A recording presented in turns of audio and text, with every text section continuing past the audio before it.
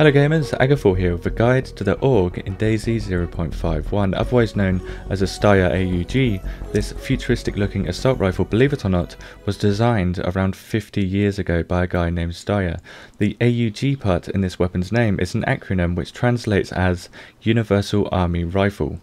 The AUG in DayZ Standalone is a primary weapon that only spawns at American heli crash sites, which have a new model now, but still produce smoke. Note that in 0.51 there is a bug on persistent servers that causes heli crash sites to be invisible, so this weapon is super duper ultra super duper rare.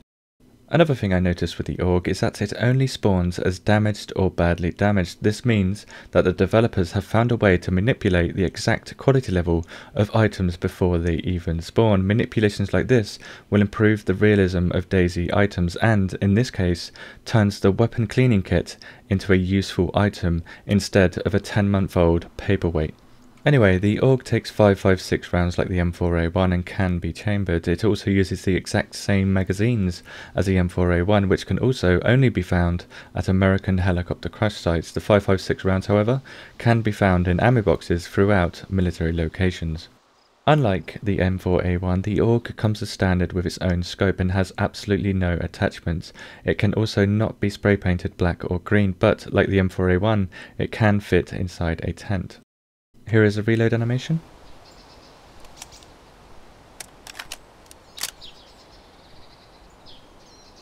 Which sounds exactly the same as the M4A1 reload animation. Even shooting with the AUG sounds exactly the same as the M4A1, leading me to believe that these sounds are simply placeholders for now. Yet another similarity to the M4A1 is how the AUG has two fire modes, full auto and single round shots. You can alternate between these two fire modes by pressing T. Sadly, with the AUG you cannot zero up or down, and the default is 300 meters, meaning in close combat you will need to aim lower than where you want your bullets to hit. But at medium ranges this weapon is fairly accurate, boasting a 300 to 320 meters effective range as standard. Here's 10 rounds without fighting the recoil, and here's 10 with fighting the recoil.